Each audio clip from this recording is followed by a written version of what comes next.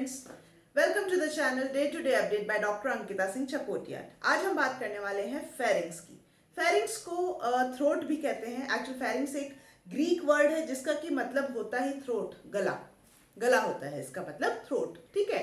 Now अगर हम बात करें कि इसकी लोकेशन क्या होती है, ठीक है, तो ये मैंने डायग्राम बनाया है। हम नेजल कैविटी बहुत डिटेल में बहुत अच्छे से पढ़ चुके हैं, ठीक है। तो नेजल कैविटी से शुरुआत नहीं करेंगे, बट हाँ, यहाँ मैंने दर्शाने के लिए कि पोजीशन क्या होती है फेरिंग्स की, नेजल कैविटी बनाया है। ये नेजल कैविटी है, इसके जस्ट बिहाइंड या कह लीजिए पोस्टीरियर एंड पे फेरिंग्स, ये पिंक वाला जो है ना, pink portion, this is pharynx. ये फेरिंग्स की शुरुआत होती है। Just below this nasal cavity there is a palatine is present, the hard palate bone, ये वाली बोन होती है, पैलेटाइन कहते हैं इसको, ठीक है। और उसके नीचे होती है हमारी ओरल कैविटी, ठीक है। ये ओरल कैविटी भी पीछे फेरिंग्स में ही ओपन होती है। So the part of pharynx that receive nasal cavity is called as nasopharynx, while the part that receive oral cavity is called as oropharynx, ठीक है। ओरोफेरिंक्स, ये ऑरेंज वाला है ओरोफेरिंक्स। जबकि इस ओरोफेरिंक्स से नीचे वाला पार्ट जो कि अल्टीमेटली लैरिंक्स तक पहुंचेगा वो कहलाता है लैरिंगोफेरिंक्स, ठीक है, laryngopharynx. So this pharynx actually comprises three part, nasopharynx, oropharynx and laryngopharynx. ये पूरा फेरिंक्स ही है, ठीक है।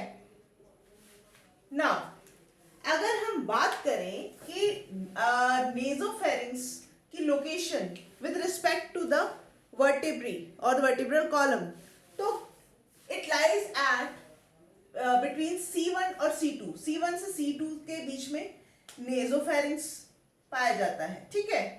ओरोफेरिंग्स की पोजीशन की बात करें तो C3 और C4, जबकि लैरिंगोफेरिंग्स C5 और C6। इस तरह से ये इसकी लोकेशन देखने को मिलती है।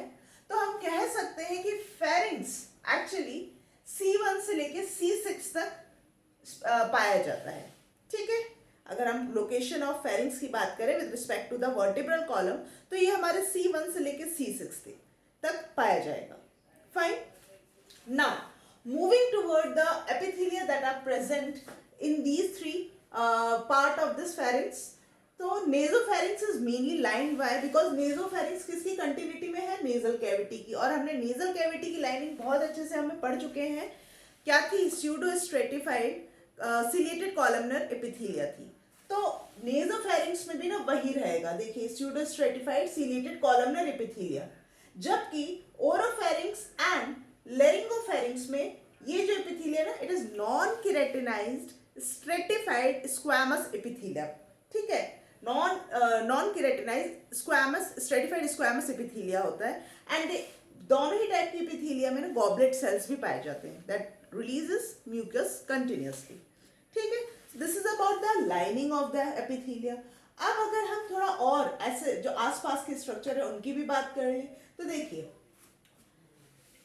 फेरिंक्स ना is such a important structure और इतना ब्यूटिफुली अपना काम करता है हमारे क्योंकि यहाँ आप देख सकते हैं कि ये जो माउथ है और नेजल कैविटी है, तो कॉमन पैसेज है, यहाँ तक कहीं बिल्कुल कॉमन पैसेज है, बिल्कुल इस लेवल तक ना, लैरिंगोफेरिंक्स तक दोनों ही कॉमन पैसेज है। अब इसका काम बड़ा ही प्यार से ऐसे होता है, ये मैनेज करता है कि भैया जो खाना हम ओरल कैविटी के थ्रू अंदर आ रहा है ना, ये मेक श्योर करता है कि वो इस ईसोफेगस वाले पार्ट में ही जाए। हमारे ट्रेकिया वाली ये जो रेड पाइप है ना, दिस इज ईसोफेगस, तो ईसोफेगस में ही जाए, ना कि ट्रेकिया में चला जाए। ट्रेकिया के थ्रू क्या होगा, हमारे रेस्पिरेटरी सिस्टम में चले जाने से बहुत बड़ी समस्या हो सकती है। तो ये एक तरह से उसे मैनेज करता है, क्योंकि it ultimately receive the opening और the it receive both the cavity, naso cavity and the oral cavity both.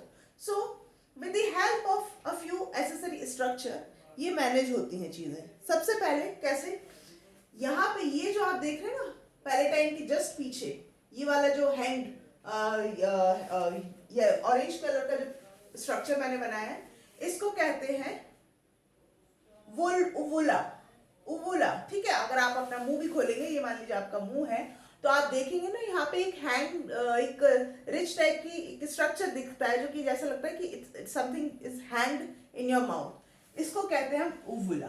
ठीक है, उवुला के जस्ट, तो ये एक तरह से हमारे जब भी हम कुछ स्वेलो करते हैं ना, कोई भी फूड हम ले खाते हैं, तो ये ऊपर जाके नेजल कैविटी को इस तरह से बंद कर देता है। ठीक है, नेक्स्ट, अब जैसे खाना नीचे की तरफ जाता है, ट्रेकिया में ना जाए उसके लिए ये वाला स्ट्रक्चर, ये ग्रीन फ्लैप टाइप का स्ट्रक्चर है ना, ये इसको कहते हैं हम एपिग्लॉटिस। एपिग्लॉटिस ये मैनेज करता है कि लैरिंग्स आपके, हाँ, लैरिंग्स आपका बंद हो जाए। ठीक है, सो दैट जो भी फूड आ रहा है, यहाँ से फूड आया ना, वो यहाँ होता हुआ इसोफेगस में ही जाए। तो this is how it manage and balance the passage of the food that we eat or the fruit that we drink। ठीक है, ये हो गया काम। नेक्स्ट अगर हम बात करें, अब देखिए ये मैंने लिखा है क्रिकॉइड कार्टिलेज भी लिखा है। Cricoid cartilage is nothing, it's a complete ring, complete cartilaginous ring होती है, इस तरह से रिंग होती है, that is present eight C6 level पे। ठीक है, जस्ट बिलो द लैरिंगोफेरिंक्स के नीचे, और ट्रेकिया इसके जस्ट नीचे से शुरू हो जाता है। At the beginning of trachea पे कह सकते हैं कि क्रिकॉइड कार्टिलेज पाया जाता है। It's a complete ring cartilaginous structure होता है that is present at the base of this laryngopharynx. ठीक है, तो क्वेश्चन बन के आ सकता है कि फेरिंक्स किस लेवल पे खत्म होता है। अगर ऑप्शन में C6 या वर्टिब्रल कॉलम का नाम है तो ठीक है, C6 लगाइएगा, लेकिन ऑप्शन में क्रिकॉइड कार्टिलेज लिखा भी आ सकता है, और vertebral column C1 C2 C3 इस तरह से ना होके डायरेक्टली कुछ कार्टिलेज या कुछ इस तरह के स्ट्रक्चर का नाम हो, तो मेक इट श्योर कि आप क्रिकॉइड कार्टिलेज पे ही लगाएं टिक। ठीक है, so this is how the structure of pharynx lies from just below the skull to the cricoid cartilage. अच्छा, ये देखिए, ये जो ओपनिंग है ना, ये इसको कहते हैं ओपनिंग ऑफ यूस्टेचियन ट्यूब, जो हमारे ईयर की ओपनिंग होती है, या कह लीजिए pharyngeal opening of Eustachian tube. ठीक है, बट यूस्टेचियन ट्यूब्स ओपनिंग। बाकी ग्रीन स्ट्रक्चर जो मैंने बनाया ना, ये वाला, this green structure is nothing, they are the tonsils, adenoid tonsils कहलाते हैं ये। They are the part of the immune system. ठीक है, और इम्यून ऑर्गन होते हैं, एक तरह से इम्यून टिश्यू होते हैं। एडेनॉइड टॉन्सिल्स कहलाते हैं ये। अगर आप अपना माउथ मिरर में खोलेंगे ना, तो आपको दिखेगा यहाँ से कुछ बल्जिंग, बिल्कुल बल्जिंग टाइप का दिखेगा, दिस इस तरह से। तो ये एडेनॉइड टॉन्सिल होता है, इसका काम इसमें ये एक इम्यून सिस्टम का पार्ट होता है। ठीक है, दैट जो कि हमारे इस वाले जस्ट जहाँ पे आपके फेरिंग्स, नेजोफेरिंग्स स्टार्ट हो रहा होता है ना, वहीं पे पाया जाता है। ठीक है, अब कुछ बातें हैं रिलेटेड टू फेरिंग्स, वो भी हम जल्दी से डिस्कस कर लेते हैं कि भैया फेरिंग्स एक्चुअली किस से बना है, किस टिश्यू से बना है। तो it's a cone shaped muscular passage वे है। ठीक है, मसल से बना हुआ है, इट्स अ मस्कुलर पैसेज वे, जो कि एक देखने में अगर देखा जाए तो कोन शेप का होता है, एक सॉफ्टी का जैसे कोन होता है ना, वैसा कुछ देखने को मिलता है। C1 से C6 तक के लोकेशन होती है इसकी। टोटल हाइट 4.5 इंचेस होती है। ठीक है, it's a common part for respiratory system and digestive system. It carries air, food, fluid down from the mouth and knows.